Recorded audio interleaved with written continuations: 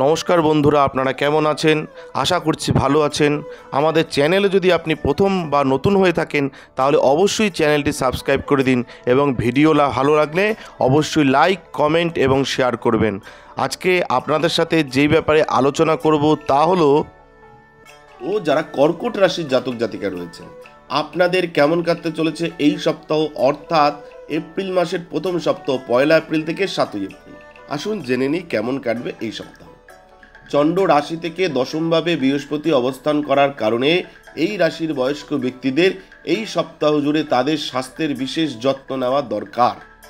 এর জন্য সকাল এবং সন্ধ্যায় পার্কে যান এবং প্রায় 30 মিনিট হাঁটুন এবং যতটা সম্ভব ধুলাবালি জায়গা যাওয়া এড়িয়ে চলুন। এই সপ্তাহে শুরুতেই আপনার জীবনে আসা সমস্ত ধরনের আর্থিক সমস্যা চলে যাবে এবং এর উন্নতির কারণে সপ্তাহের মাঝামাঝি সময়ে আপনার পক্ষে অনেক গুরুত্বপূর্ণ জিনিস কেনা সহজ হবে, যার কারণে আপনি আপনার আরাম বাড়াতে দেখা যাবে। এই সপ্তাহে আপনার প্রতি আপনার পিতার আচরণ আপনাকে অনেক কষ্ট দিতে পারে, কারণ এমন সম্ভাবনা রয়েছে যে তারা আপনার কথার জন্য আপনাকে তিরস্কার করতে পারে। এমন পরিস্থিতিতে পারিবারিক শান্তি বজায় রাখতে যতটা সম্ভব তাদের কথার প্রতিক্রিয়া এড়িয়ে চলুন, অন্যথায় বিবাদ বাড়তে পারে, এটা কিন্তু মাথায় রাখতে হবে। চন্দ্র রাশি থেকে অষ্টমভাবে শনি অবস্থান করার কারণে এই সপ্তাহে কাজের দিক থেকে আপনার কণ্ঠস্বর পুরোপুরি শোনা যায়। এর মানে হলো ব্যবসা হোক বা চাকরি, আপনার কৌশল এবং পরিকল্পনা সর্বত্র সমাদৃত হবে।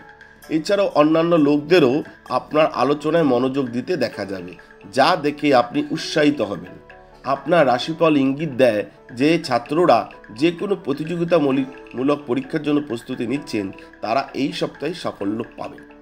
তবে এর জন্য তাদের নিজেকে সর্বোত্তম মনে না করে বিষয়গুলি বোঝার জন্য অন্যদের সাহায্য নিতে হবে, কারণ তবেই আপনি আংশিক সাফল্য অর্জন করতে সক্ষম হবেন যারা কর্কট রাশির জাতক জাতিকা রয়েছে।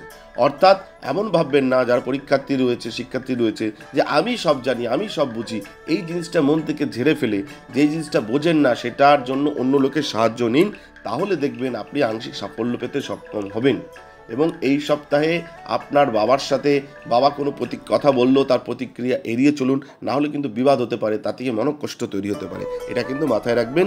ধন্যবাদ, ভালো থাকবেন এবং আপনাদের ব্যক্তিগত কোনো সমস্যা থাকলে আমাদের স্ক্রিনে দেওয়া নাম্বারে যোগাযোগ করবেন, আমরা চেষ্টা করব ব্যক্তিগত সমস্যার সমাধান করবার। ধন্যবাদ, ভালো থাকবেন।